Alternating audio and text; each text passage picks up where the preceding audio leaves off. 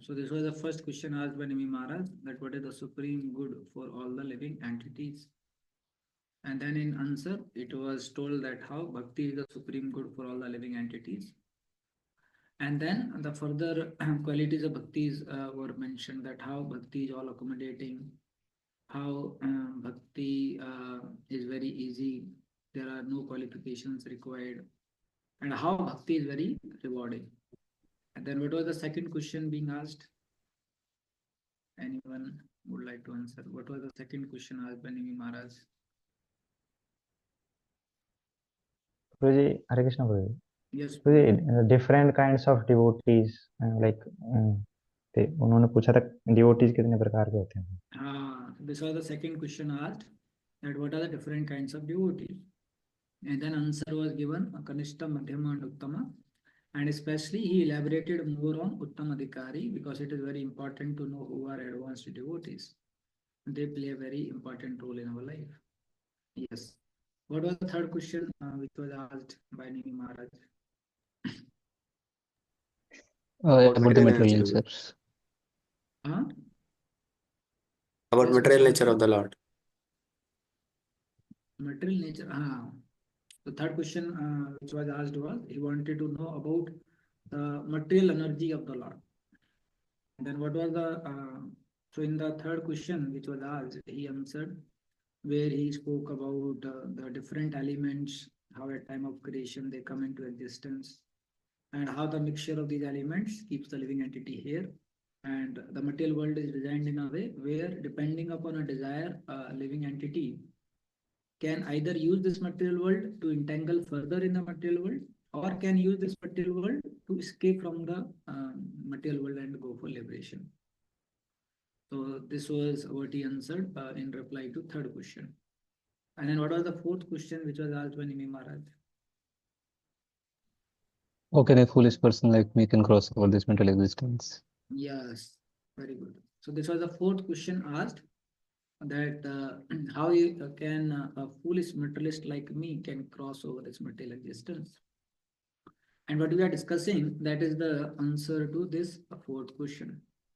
So initially in answer, he spoke about what are the main traps of material existence. We spoke about attraction for sex life, and he spoke about attachment to things of this world. Then he said, if one wants to cross over the material existence, the Tasma Guru Prapadyeta, one should take shelter of the spiritual master. Then he spoke about certain qualities which a disciple should cultivate, so that he can nicely take shelter and nicely surrender to the spiritual master.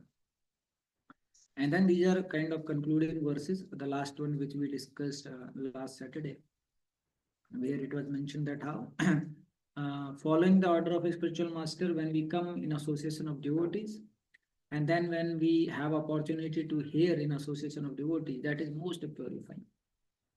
And then further elaboration of that is mentioned in today's verse. Smarantah Smarantah Smarayantach Midho Aghoga Haram Harim Bhaktya Sanjataya Bhaktya Vivarti Ut Pulakam Tanum. Yeah, somebody can read translation. The devotees of the Lord constantly discuss the glories of the personality of Godhead among themselves. Thus, they constantly remember the Lord and remind one another of his qualities and pastimes. In this way, by their devotion to the principles of Bhakti Yoga, the devotees please the personality of Godhead, who takes away from them everything inauspicious. Being purified of all impediments, the devotees awaken to pure love of Godhead, and thus, even within this world, their spiritualized bodies exhibit symptoms of transcendental ecstasy, such as standing of the bodily hairs on end. So now here he's saying the when devotees they come together, what they do is they constantly discuss the glories of the Lord among themselves, and they constantly remember the Lord and remind one another of his qualities and pastimes. In this way, by their devotion to the principles of Bhakti Yoga, the devotees please the Supreme Personality of Godhead. And so he's saying when devotees they come together, so they discuss the glories of the Lord among themselves, and they remind each other also of those qualities in the past tense of the Lord. So sometime you might have observed that although we may be reading alone, but if we have even one devotee with us, and then we read having discussion with that devotee, then you will find you are able to go more deeper into the subject matter. Because one reason is Krishna reveals more when the subject matter is discussed in the association of devotees. And here it is mentioned by this principle of Bhakti Yoga, the Lord becomes very pleased. In the Pracheta section also we see that how when the Lord appeared, very first thing he said was that I am very happy that all of you together performed this worship. So one thing which pleases the Lord the most is when the devotees they come together and then they discuss about the Lord. Then Krishna becomes very happy because Krishna accepts our devotion through devotees of the Lord. If someone says, there is one verse where Krishna says that if someone says, I am your devotee, then he is actually not my devotee. But if he says that I am devotee of your devotees, then actually he is my devotee. So what the meaning is that Krishna accepts devotion through a devotee. So when we have a kind of a opportunity or privilege where we have devotees, and then in that association we get to discuss about Krishna, in that discussion we get to read and hear about Krishna, then what happens? Krishna becomes very happy, Krishna becomes very pleased, and Krishna accepts our devotion because our devotion can reach to Krishna by the medium of our devotees. And one of the main thing which we get in association of devotees is that we get opportunity to read and hear about Krishna. One time, one senior sannyasi had come to Kanpur. So he was saying, association means when we come together, there is a talk about Krishna, there is a talk about Krishna's service, there is talk about how Krishna service can happen more better, or there is a discussion about the Krishna's activities in the past times. So that is actually the heart of a Vaishnava association. What is the heart of Vaishnava association? That is discussion about Krishna. And when His Holiness Radhanath Swami Maharaj went to Vrindavan, and that time he was invited by Yamuna Mataji and Gurudas Prabhu for lunch. So when Maharaj went, and while Maharaj was honoring lunch, throughout the process, they both were discussing about that how Prabhupada has such a desire to spread Krishna consciousness. Prabhupada wanted to have temple here, Prabhupada wanted to have a temple there, Prabhupada wanted his book diffusion to happen in this way. So their all discussion was how Prabhupada has certain plan to spread Krishna consciousness and how we can assist Srila Prabhupada in his mission. So hearing all this discussion, His Holiness Radhanath Swami Maharaj was deeply touched in his heart that how these disciples are constantly meditating on the instruction of their spiritual master, on the mission of their spiritual master, and on the qualities and the sacrifice of their spiritual master. So that deeply touched His Holiness Radhanath Swami Maharaj. So this is the quality of a devotee. Devotee is, his heart is full of glories of Lord. His heart is full of remembrance of the Lord. And that is why he finds great joy when he comes in touch with this remembrance of the Supreme Lord. And this only is a remedy for all. In Bhagavatam, time and again, so many verses come where it is mentioned that only medicine for a diseased, conditioned living entity is the opportunity to hear and remember the Supreme Lord. The devotees of the Lord, they don't become too disturbed by the material world, neither they too much hanker for the material world. Why? Because they are absorbed in the pastimes of the Supreme Lord. And both things are equally important. To the extent one becomes absorbed in the pastimes of the Lord, to that extent he'll not become disturbed and neither he'll hanker for anything material. To the extent he understands the temporariness of things of this material world, to that extent he can become more absorbed and he can take more shelter of the spiritual sound vibration. Yesterday,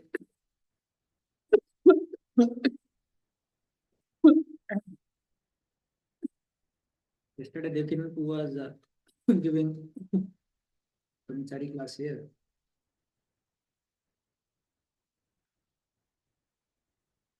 He told a very nice story. That was what happened when disciple came to Tukaram Maharaj. And he saw Tukaram Maharaj very absorbed in remembering the Lord. So he inquired Tukaram Maharaj that, Maharaj, I saw you so absorbed. Neither you are disturbed nor you are distracted.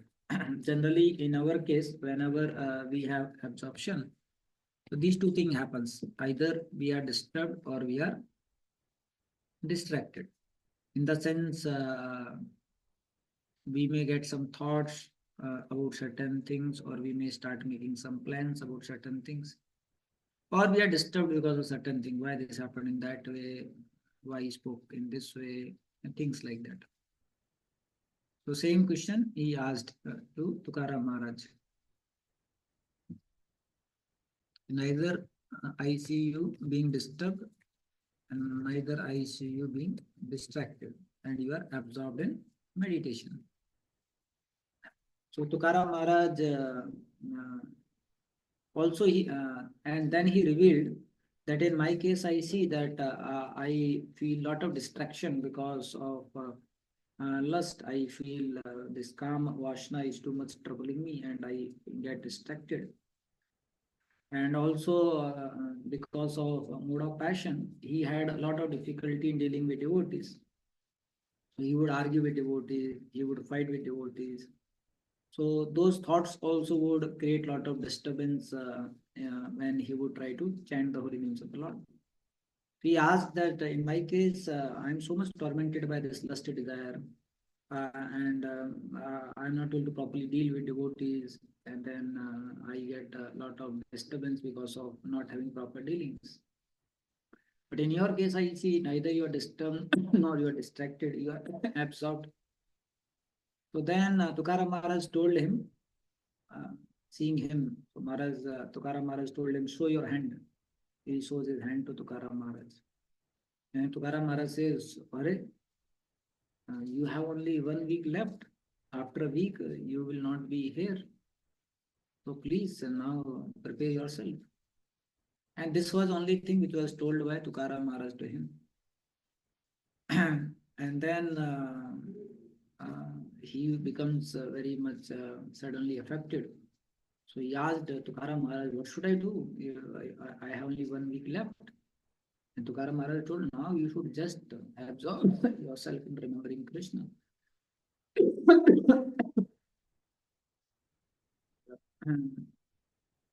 So then he said, but I'm not able to remember.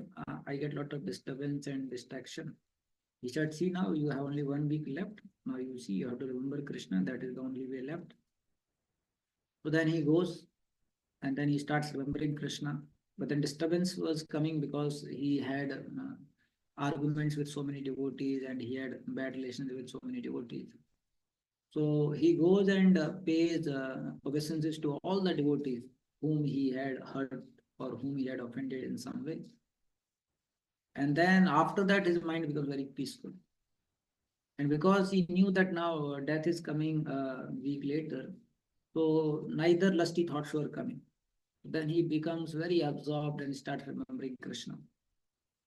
And like that, a week passed. So on the last day, he comes to Tukaram Maharaj and he tells Maharaj, today is the last day, I have to leave. So please bless me so that I can leave remembering Krishna. So then Tukaram Maharaj asked him that how was your last week? What experience you felt? Did you felt disturbed? Did you felt distracted? Did lusty thoughts affected you? Or did you had any further quarrel with any devotees or any arguments with other devotees? He said, no, Maharaj, this knowing that I have to leave in a week, no lusty thought came. And I had no arguments or quarrel with any devotee. In fact, I paid obeisance and asked forgiveness from all. And I was very absorbed. Neither I was disturbed nor I was distracted. So then Tukaram Maharaj says, see, don't worry, you are not dying today. I had told you to experience this, and you had asked me that why I don't feel disturbed or distracted in my absorption of Krishna consciousness. The reason is, in my case, I think that I may die anytime. In your case, I told you 7 days. In my case, I don't think even 7 days. I think that the next moment I will die. So because of this, I don't feel distracted, neither I feel disturbed like that.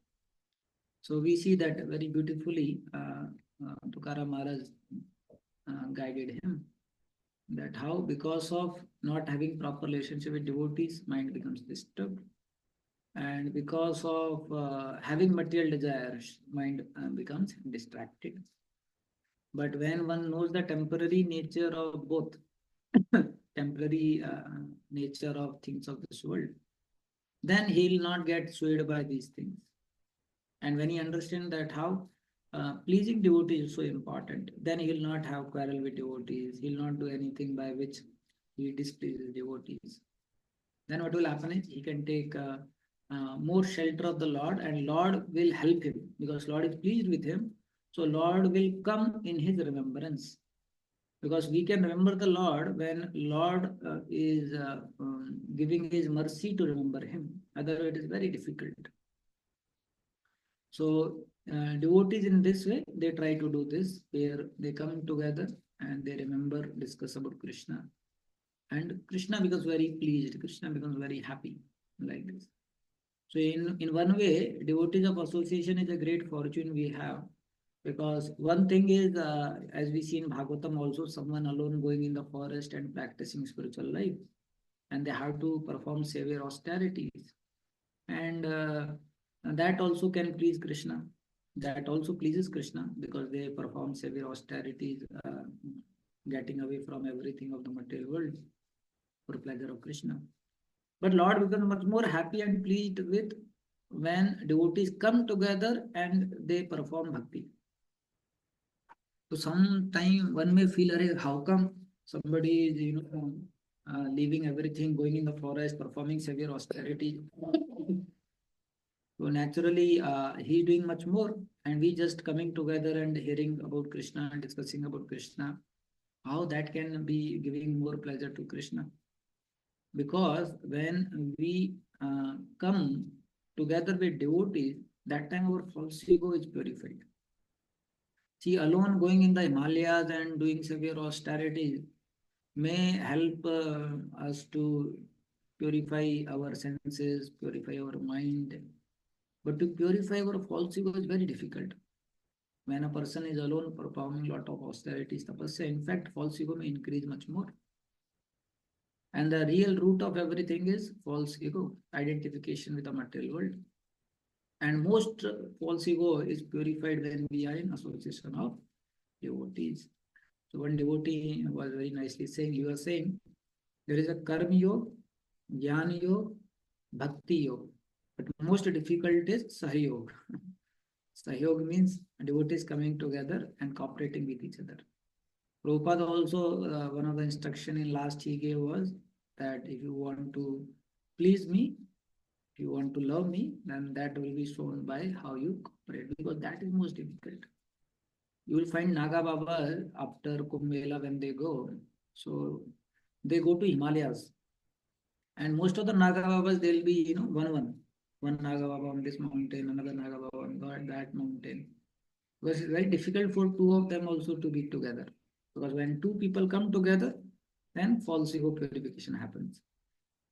So that is why when devotees come together and discuss Krishna Katha, giving up their false ego for pleasure of Krishna, not thinking about themselves, then that pleases Krishna the most.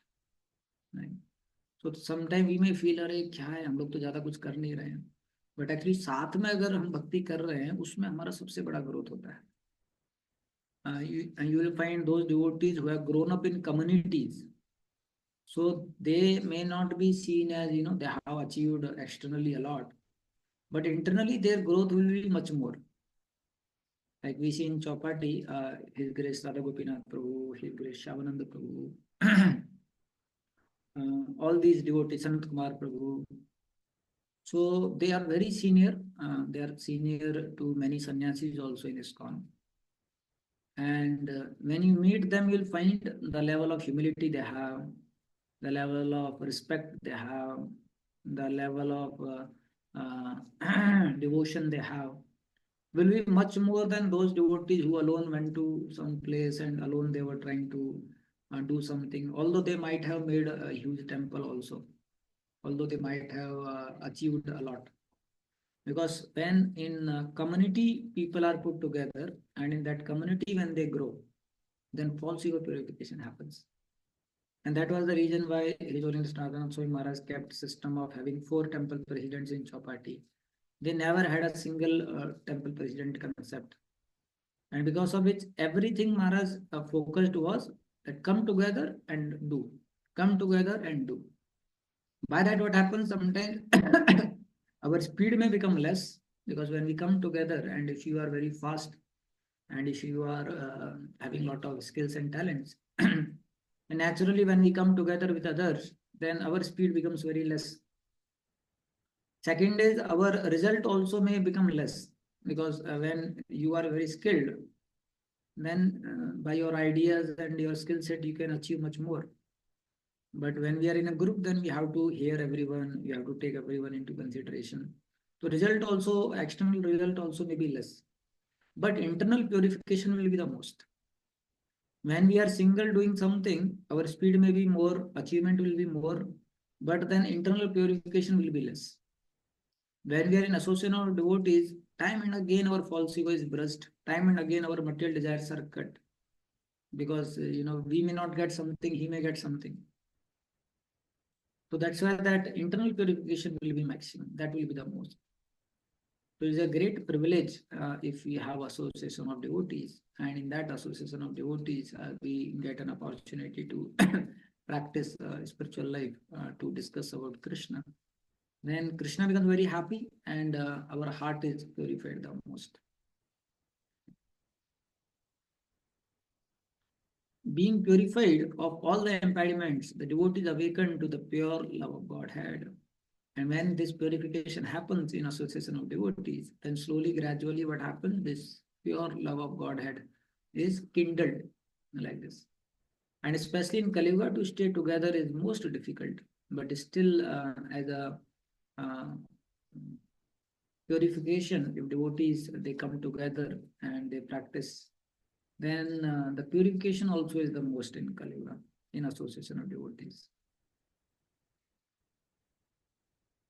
And then see this amazing, Yogendra is saying, when like this, the pure love of Godhead is awakened in their heart, even within this world, their spiritualized bodies. Why is saying spiritualized bodies? Because currently we are in this body only, and this body functionally can become spiritual, but constitutionally will remain material. It is a body of Panch Dhatus, earth, water, fire, air, ether. But when it is constantly engaged in Krishna's service, then it becomes a spiritualized body. That's why he's saying spiritualized bodies. That means this current body, by staying in association of devotees, by remembering Krishna, can develop love of Godhead and will start exhibiting the symptoms of transcendental ecstasy, such as standing of the bodily hairs on end, like this. So many times it may be seen as a very simple thing, that how these few devotees are staying together and trying to practice spirituality. But actually that is the best way to develop love of Godhead. Sometimes it may be seen a single person, he's getting up at 2 o'clock and he's trying to do a lot of austerities, but he cannot work in a team. He cannot be with devotees.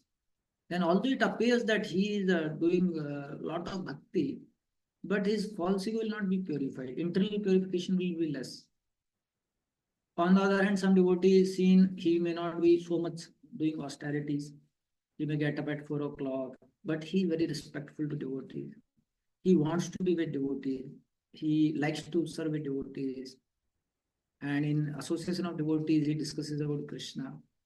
Although he is not seen performing a lot of austerities, although he is not seen doing a lot of chanting, he is not seen reading a lot of scriptures, but taking advantage of that association of devotees, being a humble servant in that association of devotees, he will make most purification. And to an extent that his spiritualized body will start exhibiting the symptoms of transcendental ecstasy. Many times, some people who are in other organization, they say that these ISKCON people, they don't go deep into scriptures. They have basic understanding about spiritual life. But actually, we see in ISKCON, we have examples where by following this simple program of practicing in association of devotees, devotees have developed love of God. We see His Holiness Kadam Kanan Swami Maharaj. He was a simple devotee staying. He was before serving in Vrindavan, then he was serving in Western countries. And we see that how spiritual advanced he became. Although cancer came, but Maharaj loved it. And Maharaj was feeling very happy about it. In last days, he was chanting and doing best of the kirtans. Till last moment, he was very concerned, very careful to worship his deities, was doing his chanting of the holy names of the Lord. When the pain became very extreme for him in the last few days, so that time his spiritual master, His Holiness Jayadeva Swami Maharaj, told him that you can reduce your rounds. And that time, Kadam Kanan Maharaj with tears, he says, Guru Maharaj, please don't give me this instruction. So how can someone in that situation say like this? Because he was experiencing. Before his departure only, he wrote everything. How? Because he was known for planning. So before only he told how his body should be taken to the ground, how samadhi should be made, what all items should be made in the feast, and who is the person who will sponsor my feast. Everything he had written before.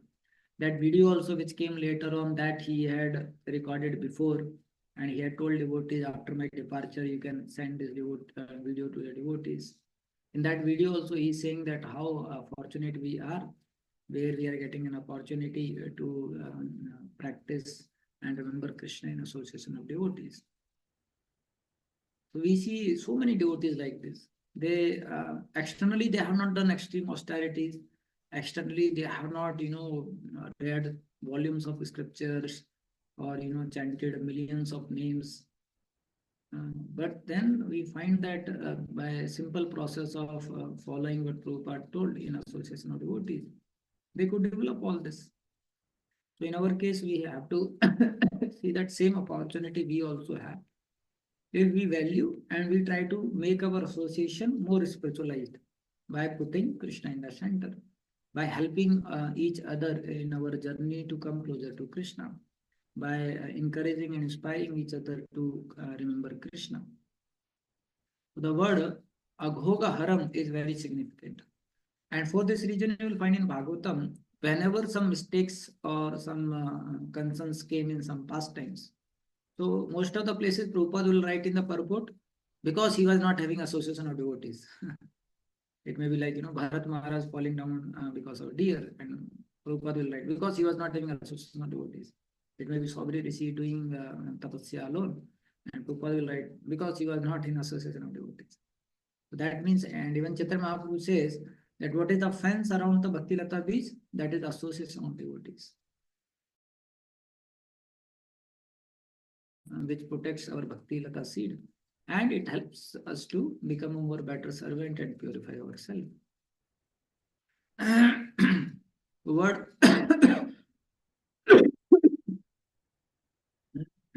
Agoga Haram is very significant. Agar refers to that which is inauspicious or sinful. The living entity is actually Satchidananda Vigraha, or eternal and full of bliss and knowledge. But by neglecting his eternal relationship with Krishna, the Lord, he commits sinful activities and undergoes the inauspicious result in the form of material suffering. We see we all are eternal beings and having eternal relationship with Krishna. But because of forgetting or neglecting this relationship, we undergo so much suffering in the material world. So once there is one devotee, and he did tapasya for 20,000 years. And Lord Krishna came. So Lord told, I am pleased, you can ask what you want to ask. So the devotee told, Lord, 20,000 साल से मैंने तपस्या किया है, अब उसके according आप दीजिए क्या देना है. Lord told, no, no, you ask what you want, I will give accordingly. Lord, आप देखिए मैंने 20,000 साल तपस्या किया है, तो उसके अनुकूल जो हो उसको दीजिए आप. तो लॉर्ड बोले कि ठीक है. Then Lord disappears. And then Lord makes an arrangement where he was doing tapasya in the forest. At all the fruits of all the trees, they disappear. And this fellow was doing tapasya, he starts feeling hungry. And he was going around in the forest, but then there was no fruits. And then Lord comes as a small boy with some fruits in the tokri. And he was feeling so hungry. So he tells to the small boy that, "Arey, kuch fruits musko do." The boy told, "No, no, no, I cannot give these fruits to you. And you see, there are no fruits in the forest. Somehow I got these fruits and I'm taking them home." The person told, "No, no, no, please give some fruits to me." So then the boy told, "No, no, no, I cannot give." So then this person told that I will give 1/4 of my result of my austerities to you. मैंने 20,000 साल तपस्या किया है, 5,000 साल की तपस्या के फल आपको दे दूंगा, फ्रूट्स दे दो. तो वो जो छोटा सा लड़का फ्रूट दे देता है उनको, तो फ्रूट खा लेते हैं. अब उनको प्यास लगता है कुछ समय के बाद, तो सारे झरने सूख गए हैं, कहीं पानी नहीं है. बेचारे बहुत तड़पते हैं, इधर उधर जाते हैं पानी के लिए, कहीं पानी नहीं मिलता है. फिर देखते एक लड़का आ रहा है पानी लेके, तो उससे पूछते हैं कि अरे पानी दीजिए. अगेन द बॉय सेज, अरे you see there is no water anywhere, some I got this water, I am going home.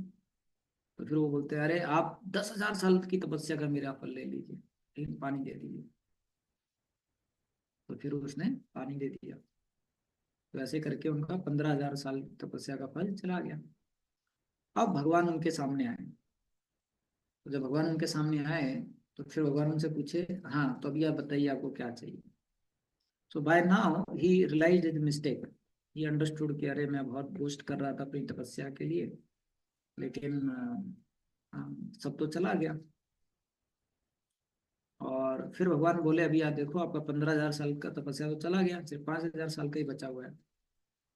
और आपने पहला 5,000 साल का तपस्या किस में दिया? फल खाने में. और अगले 10,000 साल का तपस्या पानी के लिए. और अभी तक आप जीवन जो जी रहे हो उसमें आपने कितने फल खाए, वो फल कौन दे रहा था? कितना पानी पिया, वो पानी कौन दे रहा था? तो फिर वो भगवान के चरणों में पड़ जाता है कि भगवान मुझे माफ करना, ऐसा करके. So we see actually, if we think more deeply, at every step, at every moment, so much we receive from Krishna.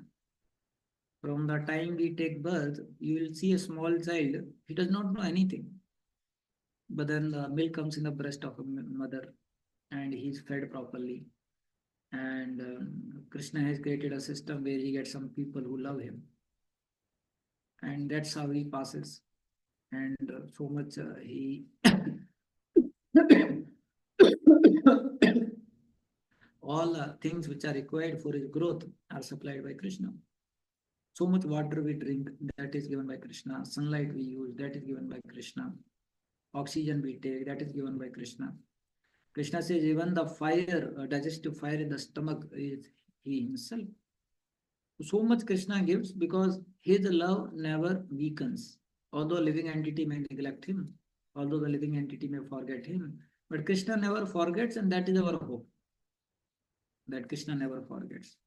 And because we are neglecting our relationship with Krishna, that gives rise to all inauspiciousness, that gives rise to all material suffering. So only solution is when we revive and reconnect to Krishna. And that can happen by being in association of devotees and practicing this process of Bhakti Yoga. He's saying Krishna is Aghoga Haram Harim. He takes away the sinful reaction of his devotees who are thus entitled to experience the inconceivable bliss of the knowledge of God even while remembering in this world. We see Shastras time and again, they talk about this real happiness which comes by being in touch with Krishna. But what happens is, in our conditioned stage, our mind and senses, they can see only material happiness and they can experience only material happiness.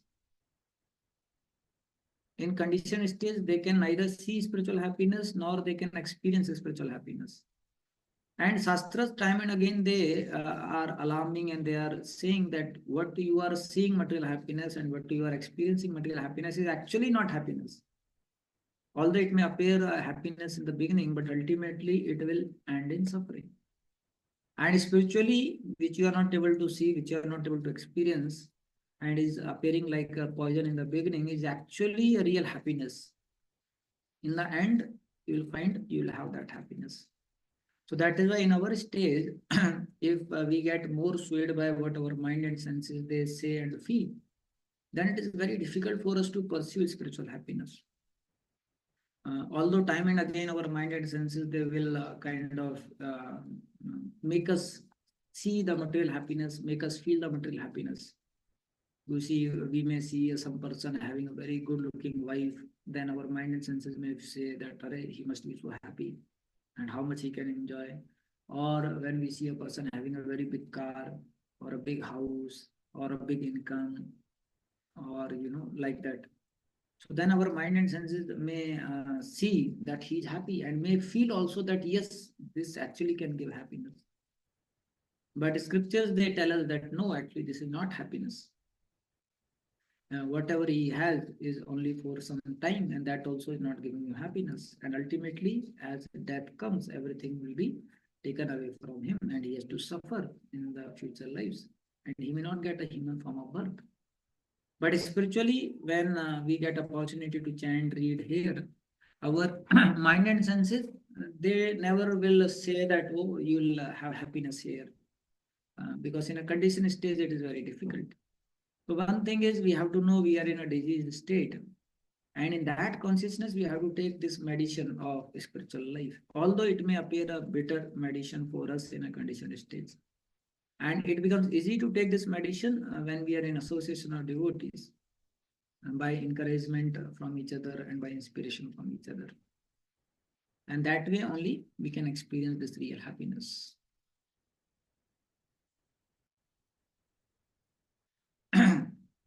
We're saying Bhaktiya Sanjayate Bhaktiya. There are two divisions of Bhakti, Sadhana and Prema Bhakti. So Prabhupada has elaborated in NOD, Sadhana Bhakti, the execution of the regulative principles, to Prema Bhakti. According to Srila Bhaktisiddhanta Saraswati Thakur, a liberated soul is always enthusiastic due to the appearance of transcendental ecstasy within his body. Thus, he always aspires to remain overwhelmed in chanting the glories of the personality of Godhead Hari.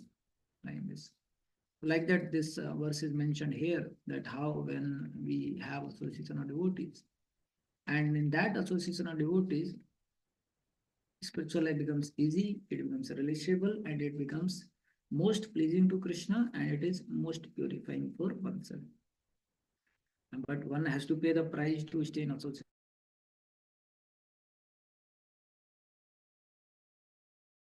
Tolerate, and he has to keep his false ego. He should not get too much affected when his false ego is embraced by other devotees. And in that way, he can use this opportunity to discuss about Krishna and that also not devotees. Hare Krishna. We will end here. Lakshman Prabhu, next time we'll read from this 32 verse. Okay.